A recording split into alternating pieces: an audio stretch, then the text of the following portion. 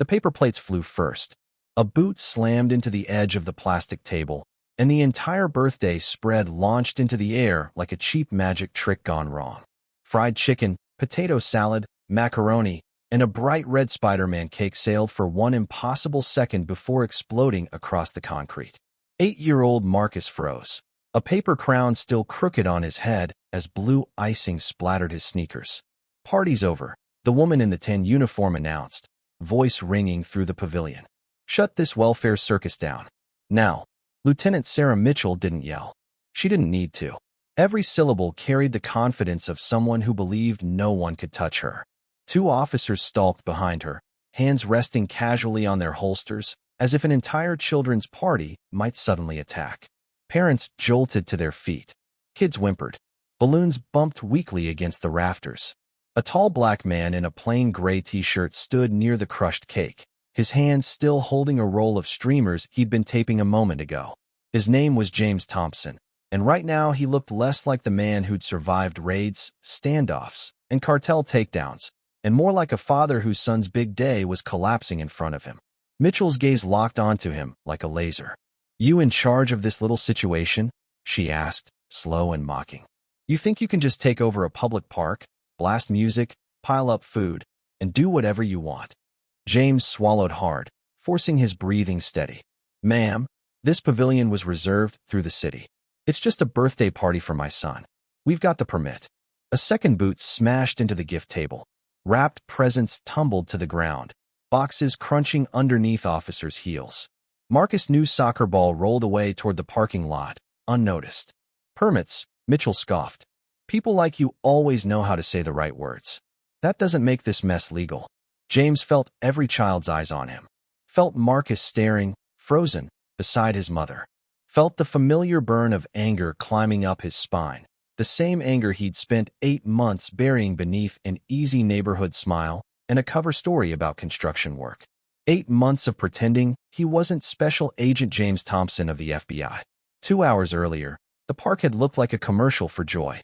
Sunlight filtered through tall trees as James measured the distance between tables with military precision. Red and blue streamers crisscrossed overhead. A plastic Spider-Man dangled from a beam, caught mid-swing over the picnic tables. "Baby, you're doing the most again," Maya had teased, handing out goodie bags. "It's a party, not a presidential visit. It's Marcus's first birthday here with everyone," James answered, tying a knot in the banner. "I want it right." He'd said it lightly, but his eyes kept drifting. Entrance, parking lot, tree lane. Always scanning, always counting, always calculating. Old habits from 15 years in federal law enforcement died hard, even under a fake name on a rental agreement. The community drifted in slowly, filling the park with laughter and folding chairs. Mrs. Washington arrived with her famous potato salad, leaning on her cane but refusing help. The Johnson twins raced each other to the swings. Teenagers tossed a football under the oak trees. They thought James laid concrete and steel downtown. They thought he'd moved in 8 months ago for a fresh start with his family. They thought the way he remembered everyone's names and stories was just kindness. It wasn't a lie exactly. He did care. Too much, sometimes. That was the problem. His phone buzzed in his pocket while he hid small toys for the treasure hunt. A single text from his handler lit up the screen. "Mitchell's unit dispatched to your location. Anonymous noise complaint. Looks deliberate. Cover may be blown. Abort if necessary." For a moment, the world narrowed to the rectangle of light in his hand. Abort if necessary. He looked up. Children chasing bubbles. Maya laughing with other moms. Marcus tugging on Mrs. Washington's sleeve, insisting she take the chair in the shade he'd picked out just for her. James slipped the phone back into his pocket. There would be no abort today. He could feel something building, a storm rolling in on clear skies. The kind you couldn't see yet, but could feel in the way the air went sharp and electric. 8 months undercover inside the most corrupt police unit in Baltimore had tuned his instincts too well. And then he heard them. Sirens. Not the distant, background kind you learn to ignore living in a city. These were close, pointed, growing louder with each breath. Conversations died mid-sentence. Parents looked at one another with that weary, familiar question in their eyes. Is it us this time? 3 cruisers turned into the park one after another, moving too fast for a simple complaint. tires crunching gravel. Their lights spun and flashed, painting the birthday decorations in red and blue streaks. Maya's hand found his. "James," she murmured, voice tight. "Whatever this is, don't forget, this is Marcus's day." He squeezed back, jaw clenching. "I know." The car stopped with a sharp hiss of brakes. Doors swung open. Lieutenant Sarah Mitchell stepped out first, sunglasses reflecting back a distorted image of the ruined piece. Her reputation had filtered through the neighborhood long before James had moved in. People whispered about her like she was a storm given human form. Today, the storm had come to Marcus's party. "Shut this down," she ordered without even looking fully at the scene. "Noise, food, whole thing. Start checking IDs." As her officers fanned out, knocking over chairs, questioning parents, kicking at coolers, James stood perfectly still, spine straight, hands relaxed at his sides. He looked like a man trying not to make things worse. He was actually a man counting escape routes, angles, weapons, and witnesses. Mitchell finally turned fully toward him, eyes narrowing, predator recognizing prey that wasn't running. "You," she said quietly, stepping closer, boots crunching through frosting and broken plastic forks. "You look like you think you're somebody." James met her gaze, years of training locking his features into calm. "I'm just a dad," he replied, trying to give his son a birthday he'll remember. Mitchell smiled then, a slow, cruel curve. "Oh," she said, "trust me, he's going to remember this." She had no idea that one phone call from the nobody standing in front of her would soon end careers, shatter a network of corruption, and turn this ruined birthday party into the beginning of her own downfall. Marcus clung to his mother's waist, his small fingers digging into her shirt as Lieutenant Mitchell stalked deeper into the pavilion like she owned the ground she walked on. Officer Barnes trailed behind her, nudging scattered presents with his boot, as if searching for something to justify the destruction they'd already caused. "Look at this mess," Mitchell announced loudly, sweeping her arm across the toppled tables and crushed decorations. "Public disturbance. Unauthorized gathering. Possible illegal activity. Typical."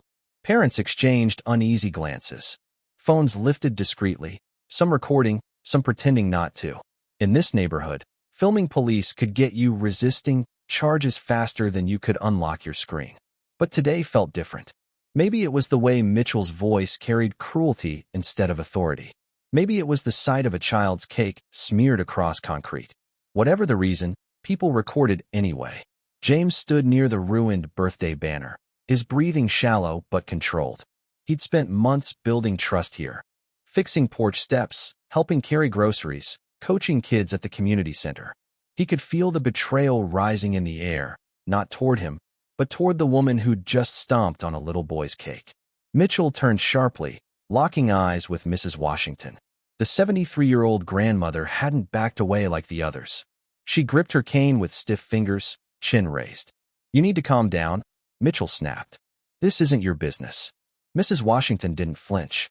"Everything that happens to our children is my business." Barnes snorted. "These old ladies stay running their mouths." James felt the shift like a tremor.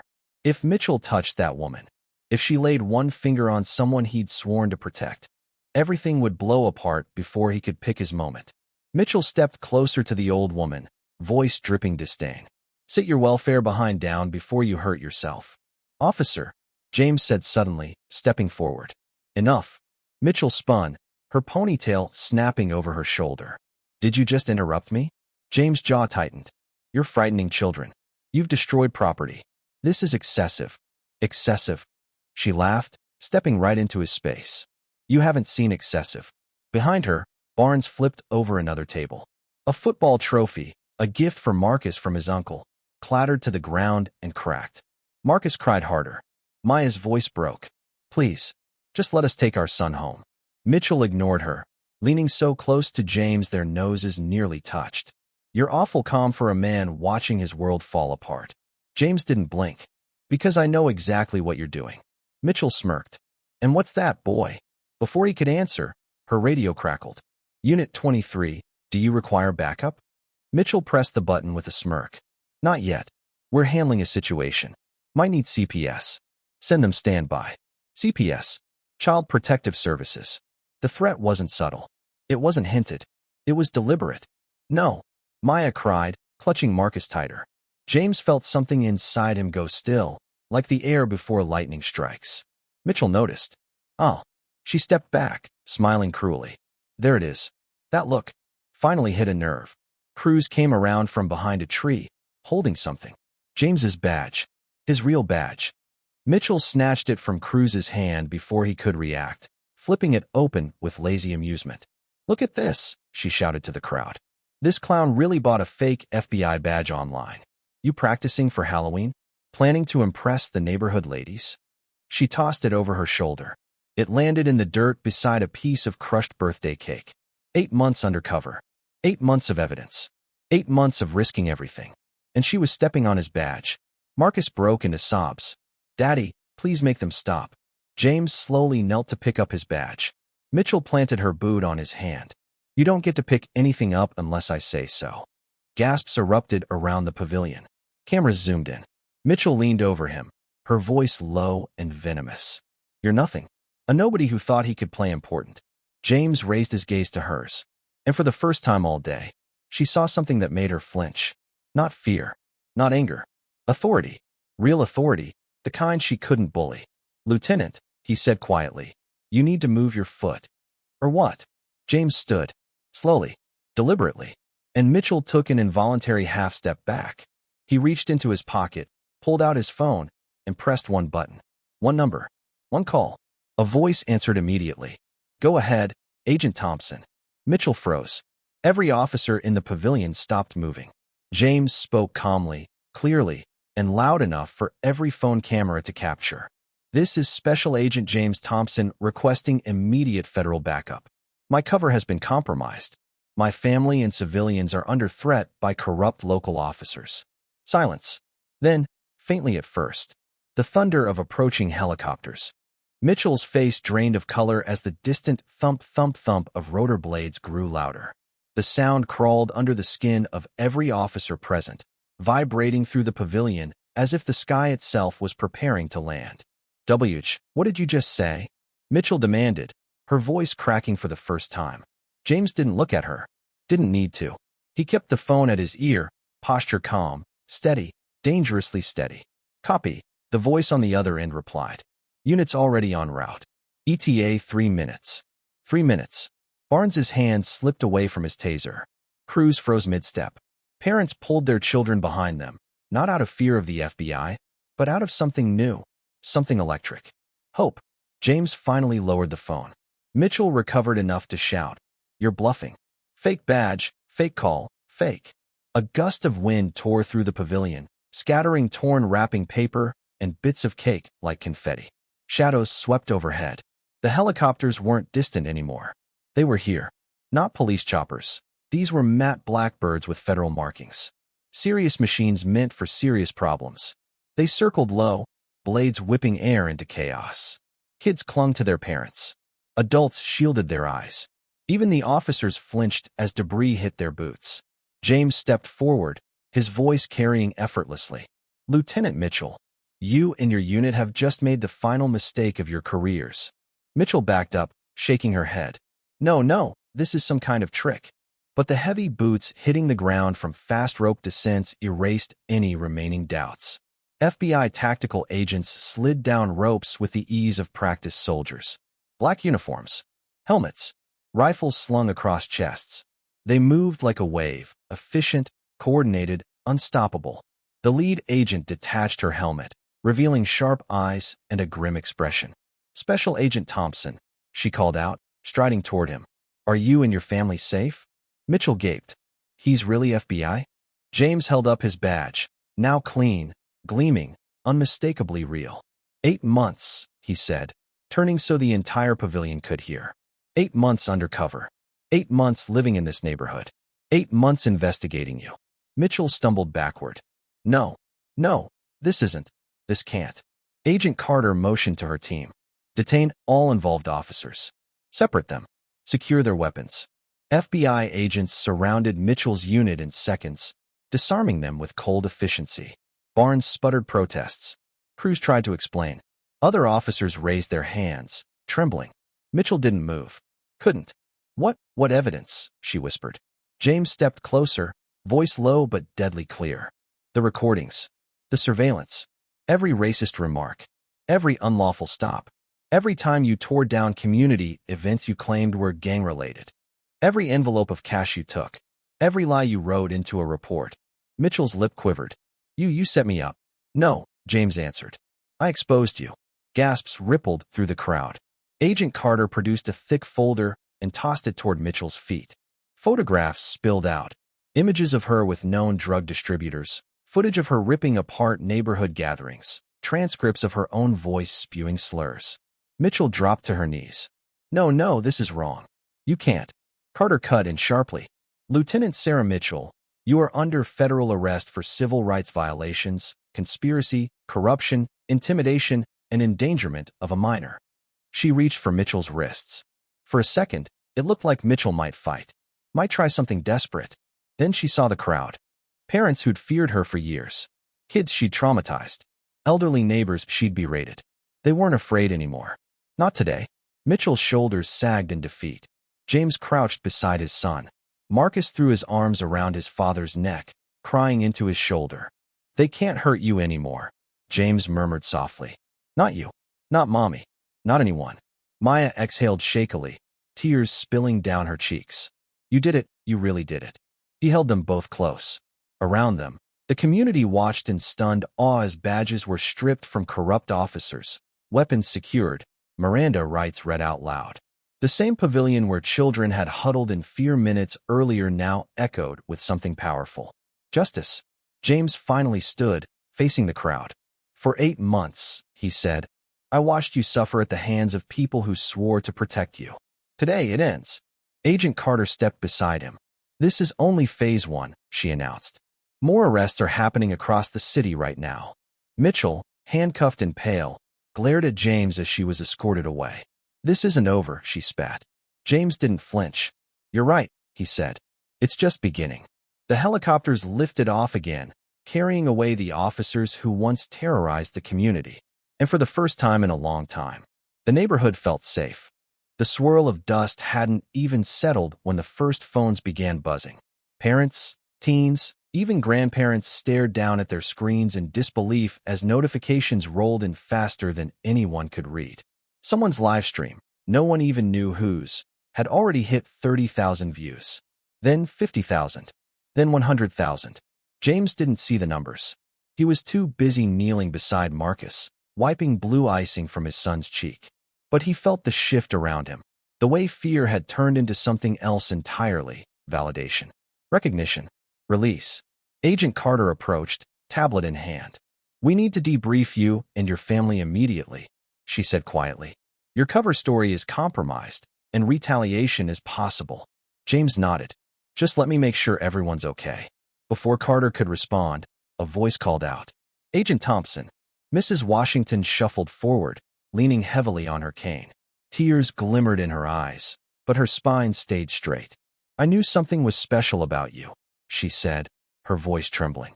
Didn't know it was this. She gestured toward the helicopters, now distant specks in the sky. But I knew. James swallowed the lump in his throat. Ma'am, you and this community deserve protection long before I got here. You protected us anyway, she whispered, even when you couldn't show it. The crowd closed in then, cautiously at first, then with swelling confidence. Thank you. Get those monsters out of here. You saved our kids. You saved all of us. James didn't know how to answer. He simply nodded, holding Marcus close as the FBI ushered his family toward the waiting black SUVs. But even as they climbed inside, the notifications kept exploding. Across Baltimore, across the state, across the country. The story was spreading like wildfire. By the time James reached the safe house, the video had crossed 3 million views. Maya stared at her phone, speechless. Baby, they're calling you the birthday party agent. Look at this. The screen filled with clips. Mitchell calling the party a welfare circus. The cake hitting the ground. The crushing of presents. James forced to kneel. The badge tossed in the dirt. The phone call. The helicopters. Each edit was more dramatic than the last. One audio remix already had over 500,000 likes. Go ahead, Agent Thompson, paired with the heavy thump of helicopter blades. Marcus, wrapped in a blanket on the couch, blinked up at his mom. Are people mad at the bad police? Maya kissed his forehead. Yes, baby. Very mad. Hours later, James sat in a conference room inside the Baltimore FBI field office. Screens glowed along the walls, each listing live feeds from the internet. Carter tapped her tablet. Agent Thompson, we've never seen anything go viral this fast. Every outlet from CNN to TikTok has your footage. James shook his head, exhausted. I didn't want this. I just wanted to keep my family safe. You did more than that, Carter said. You exposed a unit we've been trying to nail for 5 years. And now the entire country is demanding full transparency. A junior agent poked his head into the room.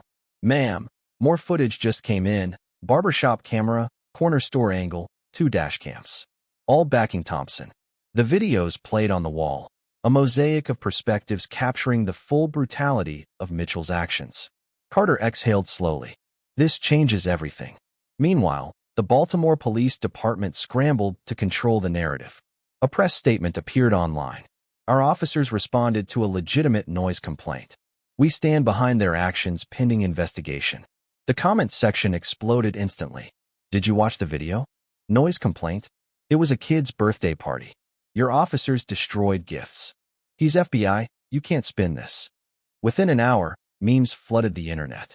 A split screen. Left, Mitchell stomping the cake. Right, James calling for backup.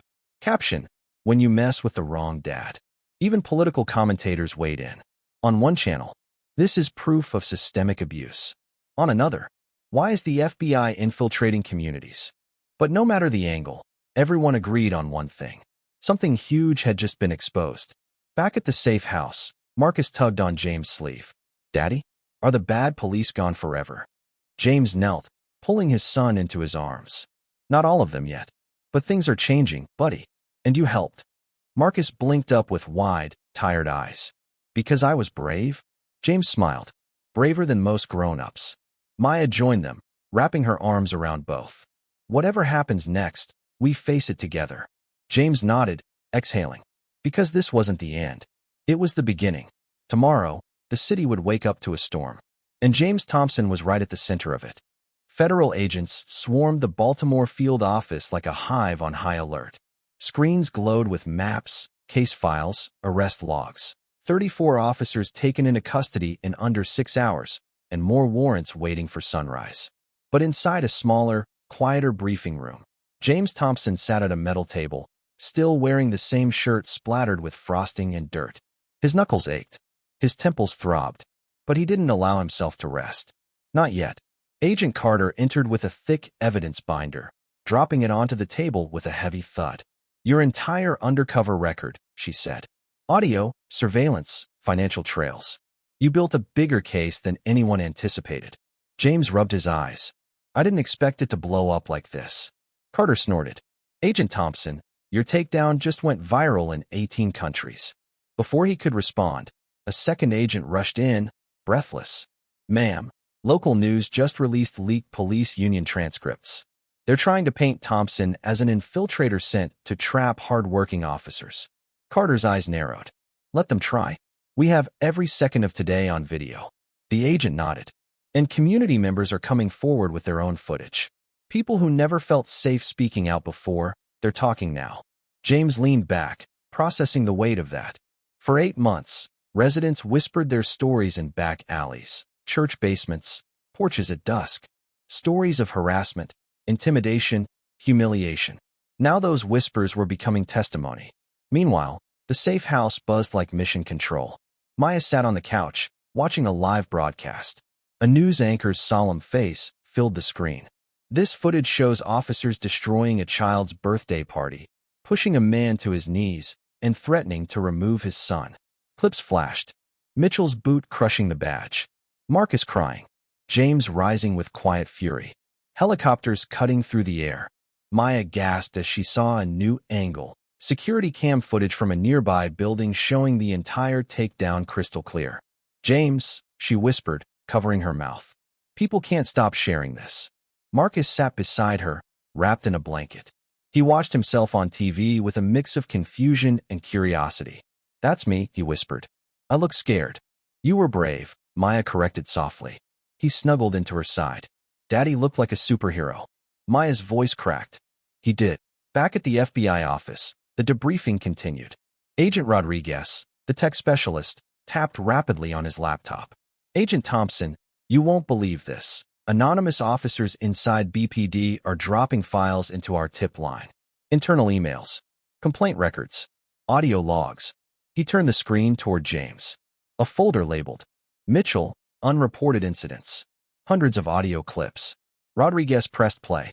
Mitchell's voice filled the room. Break up any gathering over 10 people. Doesn't matter what it is. Humiliate the loud ones. Keeps the others quiet. Nobody complains if they're scared of losing their kids. James clenched his fists. Carter took notes rapidly. This is systemic. This isn't just her. It reaches command. Rodriguez shook his head in disbelief. People knew the moment your video went viral. Suddenly, everyone has courage. James inhaled deeply, because they saw someone stand up to her and win. Outside the building, a crowd had started forming despite the late hour. Some held signs with hastily drawn slogans. Justice for Marcus. Protect our kids. Hold corrupt cops accountable. A woman live-streamed from the sidewalk. Y'all, this is the FBI building. They got Mitchell in custody. That father they humiliated? He was undercover the whole time. Comments flooded her screen. No way. She got exactly what she deserved. That's divine karma right there. I cried when the little boy yelled for his dad. The city wasn't sleeping. The country wasn't sleeping. The world wasn't sleeping. And James could feel it all building. Pressure, momentum, truth cracking open like a dropped plate. By midnight, James returned to the safe house. The moment he stepped inside, Marcus ran to him, launching into his arms. You came back, the boy whispered, voice trembling. James hugged him tight. Always. Maya rose from the couch, eyes swollen from crying but shining with pride. They're calling you a hero. James shook his head. I'm just a man doing his job. No, Maya corrected softly. You're a man who saved a community. He kissed her forehead. Tomorrow gets harder. I know, she whispered. But after today, I think we're ready. The family sat together on the couch, exhausted, shaken, but safe. Outside, helicopters still circled the city. Inside, Marcus fell asleep in his father's arms. And James looked at his son's peaceful face, knowing the storm wasn't over. Tomorrow, he would walk into a grand jury room. Tomorrow, he would expose everything. Tomorrow, the entire city would finally understand. This wasn't just a viral moment. It was the beginning of a revolution. Crowds packed the federal courthouse steps long before sunrise. Families who had once whispered their fears now stood shoulder to shoulder, holding signs, clutching coffee, waiting for the moment justice would be spoken aloud. Reporters lined the sidewalks. Cameras flashed. Commentators murmured into microphones as if narrating history live. Inside, the grand jury room buzzed with the heavy silence of truth about to be revealed. James stood in a crisp suit, Marcus's Spider-Man drawing tucked into his folder like a secret shield. He felt the weight of 8 months of undercover work, of every lie he told to blend in, every story he heard in whispered fear, every moment he watched corruption walk free. Now all of it was here. Now it would matter. Agent Carter leaned close. Once you testify, the remaining indictments move forward. After today, the entire network collapses. James nodded. Let's finish it. The first witness was an elderly pastor, then a teenage boy who'd been falsely arrested, then a mother whose daughter's quinceañera was raided for noise complaints. Story after story, each one weaving together a tapestry of pain the city had ignored for far too long. Finally, the clerk called. Special Agent James Thompson. A ripple of anticipation moved across the room. James stepped forward. Calm. Steady. The same way he had stood when Mitchell shoved him to his knees. The same way he had risen to protect his son. He placed his hand on the oath. Then he began. He told them about the coded meetings, the envelopes of drug money, the harassment quotas, the targeting of community gatherings, the falsified reports, the intimidation tactics, the 8 months of living double, and the day everything snapped at a child's birthday party. Videos were played. Audio recordings echoed off the paneled walls. Images flickered across screens. The jurors didn't blink. When he finished, no one breathed for a moment. Then the foreperson stood. We've heard enough.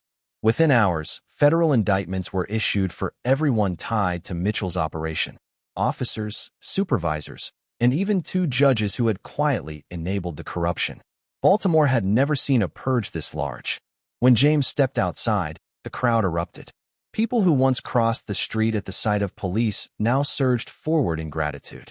Hands reached out to touch him, thank him, shake his hand. Children held signs with his name written in colorful markers.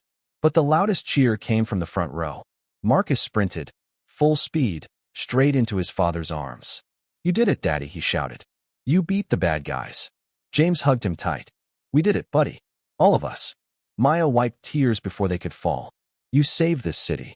"No," he said softly. "This city saved itself. I just held up a light." Months later, Druid Hill Park looked different. Clean, peaceful, alive. A brand new pavilion stood where Marcus's birthday party had been destroyed. On its entrance plaque, Thompson Community Justice Park, dedicated to every family who refused to be silenced. The community hosted a celebration, the kind Mitchell would once have shut down. Children laughed. Music played. Officers from the Reform Department helped pass out juice boxes. Parents relaxed under the shade trees. And at the center of it all stood a small boy in a Spider-Man shirt, holding scissors far too big for his hands. "Ready, buddy?" James asked. Marcus nodded eagerly. He cut the ribbon. The crowd cheered. Cameras clicked. And James lifted his son onto his shoulders as fireworks burst overhead, not part of the event, but set off by neighbors who had waited years to feel safe enough to celebrate. Agent Carter joined the family, smiling. "Never thought a birthday party would change a city." James chuckled. "Neither did I." "But it did," she said softly. "You did." Maya wrapped her arm around him. "Our son will grow up in a better place because of you."